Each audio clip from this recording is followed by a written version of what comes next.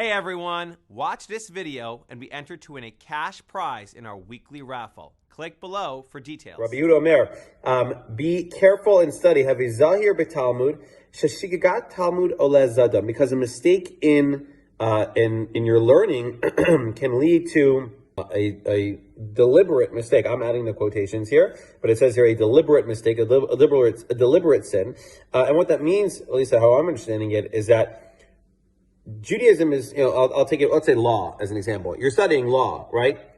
This actually happened to a friend of mine, right? He had a lawyer, a good lawyer, and he hired the lawyer to help him out with the real estate thing, and she was a great lawyer, everything was fine, but she made a mistake, or she overlooked something in the contract, and because of that piece that she overlooked, this friend of mine lost a significant amount of money that he could have had this lawyer not made that mistake. So she's a great lawyer. She learned all the stuff. She helps lots of people, but she made a mistake, and that mistake had real ramifications.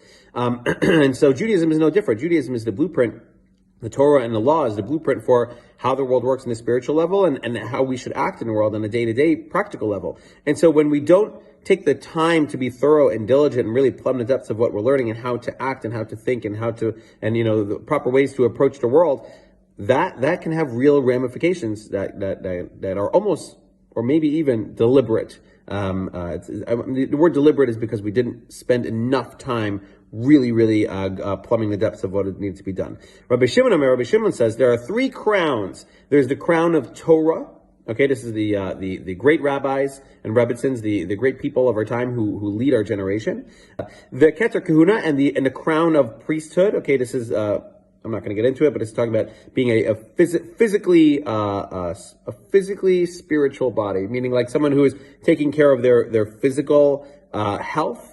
In a sense, I don't want to get too much into it. We only have 40 seconds. Veketer Malchut, and this is the crown of royalty. This is more about spiritual crownship. And these all three are great. Veketer Shem Tov Ole Al Gabehen. However, the crown of a good name rises above all those, because all three of those crowns are very visible and recognizable. You can see it's a king. You can see it's a great, Jewish master. You can see if it's a priest, right? A Jewish priest, they look a certain way. They have certain jobs. Only certain people get that position back when the Holy Temple was around.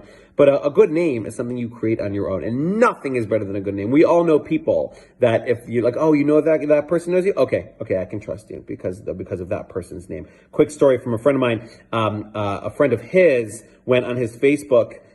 This is years ago, back when Facebook was new, to see if he had any friends that he would want to date. And he reached out to a girl that he saw on his Facebook friends, and she saw he's like, if it's a friend of this person, she's probably fine. She said the same thing. She's like, oh, look at this person reach out to me. I don't know him, but if he's a friend of this person, he's probably fine. And they got married. They dated, they got engaged, they got married. I know this couple personally. It's a great story of how a name can rise above all. That's 3.5 minutes. See you next week. Thanks for watching. Reminder to share your 1 to 2 sentence takeaway from this video to be entered to win a cash prize in our weekly raffle. Click below for details.